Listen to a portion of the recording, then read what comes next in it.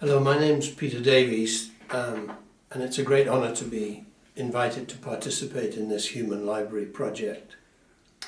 My connection with Hilvarenbeek is through my father, George Davies, who was a soldier in the British Army, and he spent time in October 1944 with his regiment in Hilvarenbeek.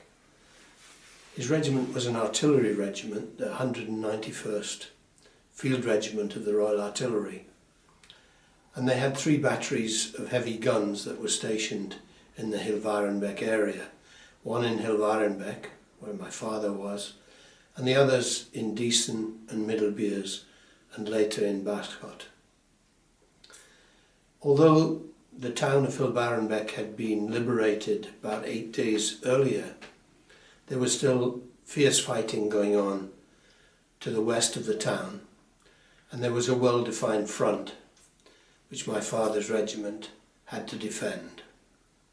It was a time of very, very bad weather, so in addition to the fierce fighting, the citizens of Hilvarenbeek and the soldiers of my father's regiment had to cope with snow and rain and mud and very unpleasant environment.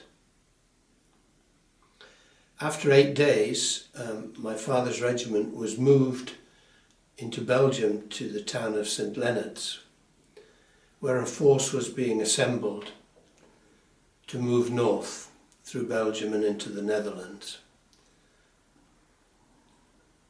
After St. Leonard's, my father's regiment moved in support of British, American and Canadian troops as they liberated first of all Westvezel in Belgium, then Essen, Roosendaal and eventually Willemstad.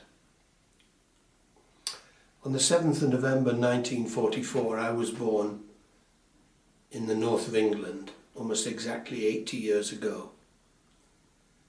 And on that day my father was with his regiment in the Dutch city of Zevenbergen in North Brabant, where the regiment was occupied in clearing the Moerdijk bridges and liberating the town of Willemstad. Following the conclusion of that campaign, my father's regiment was disbanded in a very public ceremony in Roosendaal, where the ceremony was attended by many, many Dutch people who lined the streets. After disbandment, the soldiers were sent to other regiments, some to other artillery regiments, some to the infantry, and in my father's case, he was sent to an anti-aircraft regiment, initially in Ostend and then in Antwerp, where their task was to defend those cities against V1 and V2 rocket attacks being launched from Germany. After the threat of the rocket attacks decreased, the regiment was sent east into Germany in the spring of 1945. They went initially to Fallingbostel near Hanover and then to Kreuztal near Siegen. And they spent the time there essentially on policing duties, managing the many, many prisoners of war who had been released or had escaped from the prisoner of war camps in that area, and guarding against looting of German towns and villages. And my father was eventually released from the army in February 1946 after almost 7 years continuous service, and he survived without wounds. He was born in London, one of 5 children, but he spent most of his early life living with his grandmother in a small village in rural Essex, about 80 kilometres east of London. And it was from there that he enlisted in the army, initially in the Territorial Army, which was a part-time reserve army. And then when war was declared, he and his fellow Territorial Army recruits were moved to the regular army. I'm not really sure what my father did for a job before the war, but his army papers say that he worked as a butler in private service, but I have no details of that time. when the war was declared, my father's regiment undertook training in the north of England, where he met my mother. And on the 9th of June 1944, the regiment landed on the beaches of Normandy. They landed on Juno Beach in support of the Canadian troops on the 9th of June, which was D-Day +3. They then embarked on a campaign to liberate Normandy and Belgium and the Netherlands.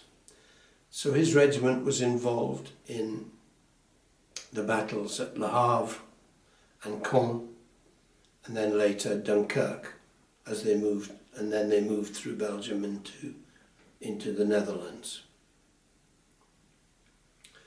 My father was a regular soldier. He wasn't an officer, and he said very little about the war after he was back home with his family. Times were very difficult in England at that time because of no jobs and the shortage of food. So I think his main priority was to find a job and look after his family and not look back. I didn't see any obvious influence of the war in his family life, although he must have remembered those terrible experiences all the time. But there were no war stories in our house, and apart from mentioning some of the places where he had served and some of the incidents that he'd observed, very little was discussed about the war in our family. So my impression was that the war didn't have a big impression on him, although that's very difficult to judge because I was just a small child at the time. My knowledge of these events and my father's connection to Hilvarenbeek come from the official war diary of his regiment, which I obtained after my father died, and quite by chance from a memoir that was published online by a soldier in my father's regiment. So I've been able to find out many details of his service. And finally, through my friend Gert-Jan van Heist from the Eindhoven University of Technology, with whom I've been friends and have worked for over 30 years. He lives in Baskot, and he was able to let me have some local publications in which I was able to identify the presence of my father's regiment in Hilvarenbeek, and even to see photographs of the regimental armour. As I look back